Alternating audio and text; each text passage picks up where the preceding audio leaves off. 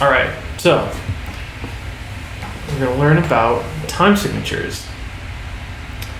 But first, before we need to learn about time signatures, we need to understand note values. Okay? Okay. What do you know what note values are?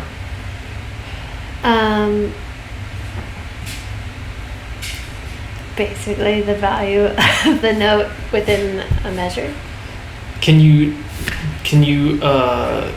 give me some different kinds of note values that you might know? Like a whole note, Exactly. quarter note, Yes. 16th note. Perfect. Okay. Can you put those in order? In order of what? What's the largest one and the Whole note, quarter note, 16th note. Okay, great. Let's just fill it out so we all know what we're talking about here. So these are note values. So we will start with the whole note, which is just a circle. The half note. This is stem agnostic for the moment, so half note has a stem, can be up or down. The quarter note. Same dealio. Same dealio. The half note. Wait, that's a half. Sorry. The eighth note. The 16th note. And the 32nd note. There's a 30-second note? Yes. And then, okay, so I've organized these by, this is the one that takes up the most time, and this one that takes up the smallest amount of time in the same frame, within the same frame. So, what patterns can you identify in this, in terms of how these are progressing? Oh, how they look visually? Any patterns visually, or the values themselves, what the words are describing. Well, it's each is like,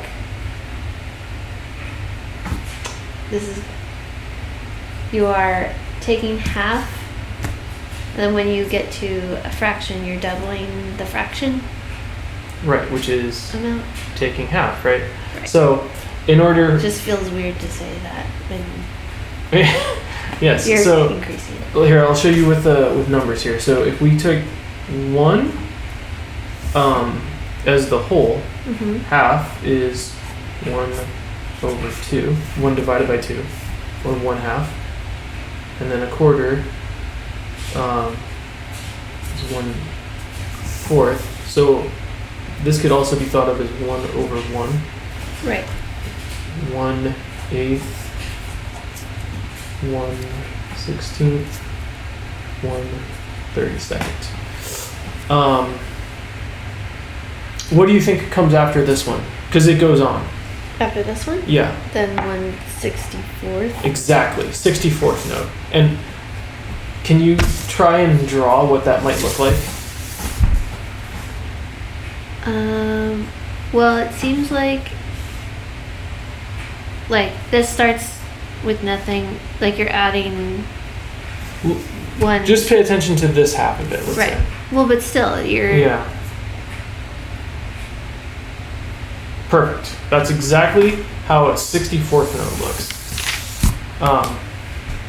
It goes the other direction as well, but we're not going to pay attention to that. So, the relationship between each of these notes is basically that the one to the right of it is half the value of whatever note you're on, and the one to the left of it is double the value. Okay, so that's kind of how this is structured. It gets more complicated than this, but we're going to stay in this realm. So when we're looking at time signatures, that also looks like a fraction. So at the beginning of a measure, or beginning of a piece of music, it'll usually have a time signature, and then some musical notation. Now, it is not a fraction. The two numbers have distinct meaning. So the top number is telling you how many beats are in that measure. So if you're in a measure 4/4, there are 4 beats in the measure. The bottom value is telling you what kind of note gets the beat. So in 4/4, that's a quarter note. And so another way of thinking about that is that you can say there are 4 quarter notes in one measure of 4/4. So to fill out a measure of 4/4 with quarter notes, I'm going to write 1, 2, 3, 4, and then I'll have a bar line, and then I can do it again. 1, 2, 3, 4. Sorry, say again what the top is. The number of beats in the measure. Right, and then what's the bottom? What kind of note value gets the beat? So let me give you. What do you mean gets the beat? Because like, what about 3/4, where it's? What do you think? Take a guess. Well, there's only there's 3. Go ahead and try to write what you think. How many? Go ahead and fill it out the way you think that it should be filled out. I mean, I'm not sure because it's been a long time, but. Based on what I just told you, though. Well, I'm not I'm getting confused. I mean, you've done it. You wrote. Sure, but. Three quarter notes, and so the 4 is referring to the note value. So, if we were to write, let's use eighth notes. Okay. How many eighth notes do you think will go into one measure of 4/4? And remember, this is half the value of this one. So 8 would go. Yes, exactly. Sorry, when you say, this is just semantics and not my subject, but when you say this one gets the beat, that I'm lost there. So we're talking, okay, that's only one way of saying it. Another way to think about it that might be easier is if you think about the numbers in combination, you think there are 4, and the bottom number is saying what kind of note value. So 4 quarter notes into the measure. That makes sense. So yeah, it's okay. So for a measure of 3/4, there are 3 quarter notes. Okay? Got it. So okay. Here, let me give you this one. So they have the value, because in my head I was trying to figure out if it was the whole one of those says what the whole value of a whole note is. Mm-hmm. Okay, a measure of 3/8. Okay. How would you write a measure of 3/8? So it'd be 3/8 notes. Go ahead and write that.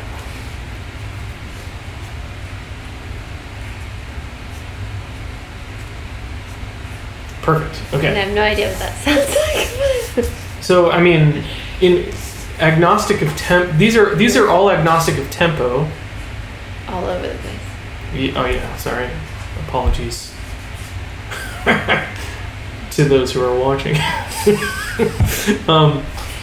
So this doesn't tell you how fast or slow any of this music is, and this is just a steady rhythm.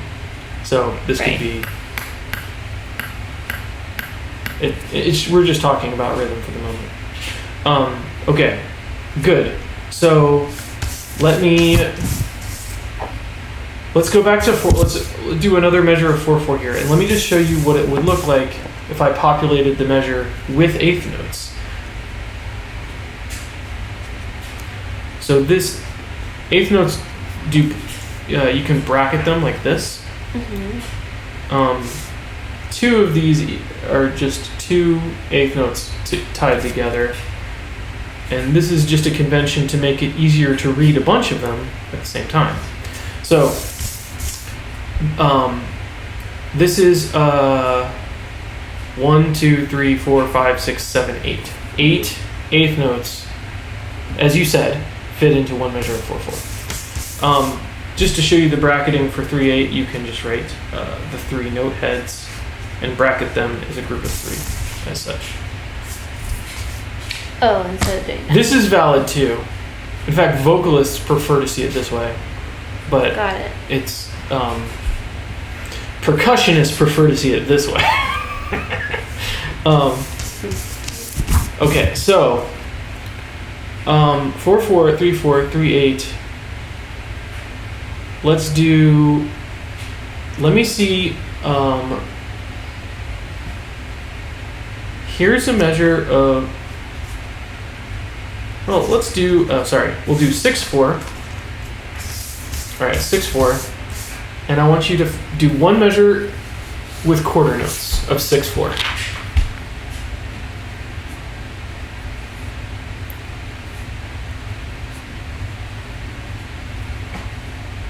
Of quarter notes? Mm-hmm. And you would not connect them still, right?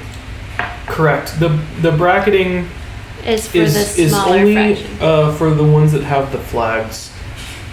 Right. Well, and also because a quarter is really like one. It's not the like fraction beats. Well, they're Kind all. of. Never mind. Ignore what I did. Well, okay, they are all fractions of other things, so it depends on your perspective in this case. Yeah. Okay, so now I'll show you some other examples. But so 6/4. Now do 6/4 with half notes. One measure of 6/4 with 6/4. half notes. Mm-hmm. So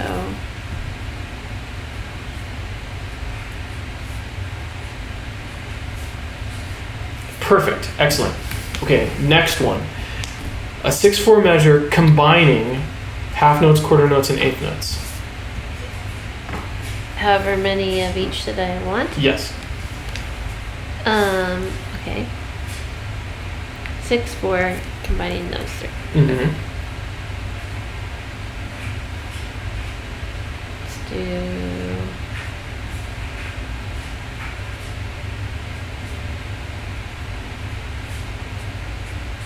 Perfect.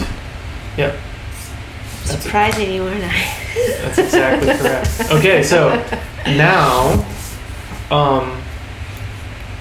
let's look at some different. I'm pointing it at the monitor. I mean, it's a wide angle. It's gonna catch it. So, let's do. We're gonna do 4, 2. Okay. Now, fill up that measure with something that you think might fill it up. Top number says how many, and this is the value of the note. Yeah. So remember, if the bottom of these of 4/4 told us quarter notes, and 3/4 told us quarter notes, 3/8 told us eighth notes, what's going to be Right. 4/2? Can I do something weird and you tell me if it's You wrong? go ahead and do what you think, and we'll talk about it after that. Wait.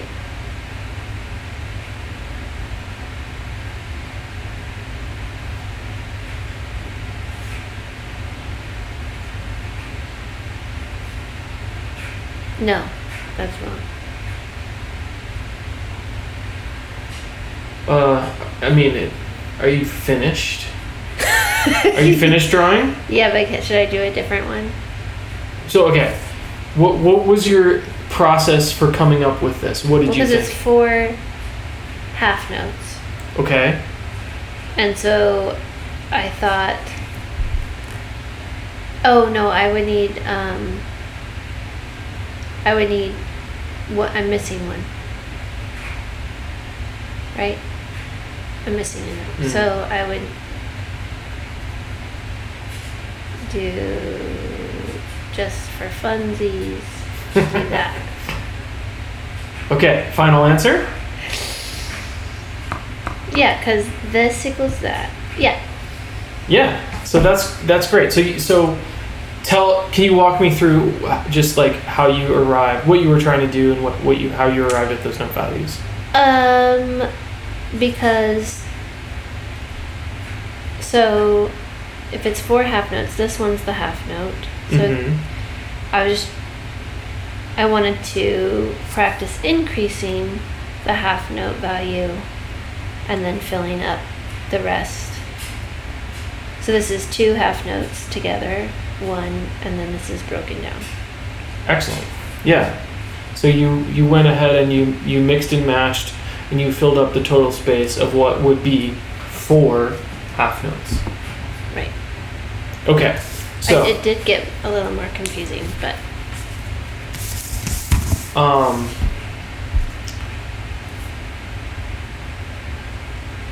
I'm gonna write down some time signatures at the bottom here. All right, and you tell me which ones you think are. Hold on a second. So we'll do.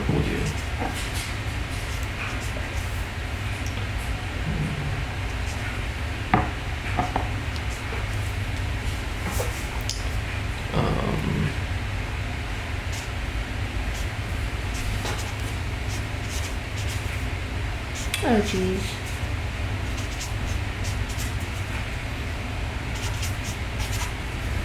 Is that Alright. a real one? Okay, so tell me what you think about each of these time signatures. Well, definitely I haven't seen most of them before. So let's just go from left to right. So basically one whole note would take up a measure. Right. So that's one whole note for a measure. So that, in essence, is actually the same as 4/4. Right. So the interesting thing about time signatures is if you notice that the fraction relationship between this and that is the same, but they're not fractions, right? Right. They're not not the same. Like this can reduce to this in fraction world, but and in time signature world, but that doesn't always work. Right. Yeah, and this one would be 2 whole notes. This Perfect. is 7/16 notes. Excellent. This is 127 half notes. Is this real? It's possible. It's something that can exist. What is the goal of composing music with something like this? Well, this is just I'm showing you the limitations of what is possible and what is impossible. Right. Okay. And this would be 5 tenth notes, but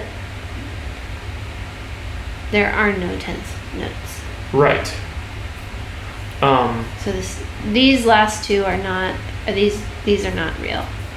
You can't Right. do So this. from one perspective, they're not real. They've actually come into use in the modern era in experimental music because obviously when you use triplets, right? Okay. So that's a 3 in the space of 2. People take that concept and extend it to other numbers like quintuplets and septuplets. So you have 7 in the space of 2 or 5 in the space of 2. Now, another way to think about that same idea is changing the value of the bottom time signature to that value. So a 10, basically like half of a quintuplet value, if you're going from one measure to the next. And these are called irrational time signatures because they don't fit into this frame. It's not traditional. Non-traditional. So a lot of people don't use these or wouldn't understand how to use them. But Yeah, irrational feels like the right naming convention. all right, so you feel good about Yeah. knowing time signatures? Okay. Yeah, that was helpful. Okay. This video is way too long now.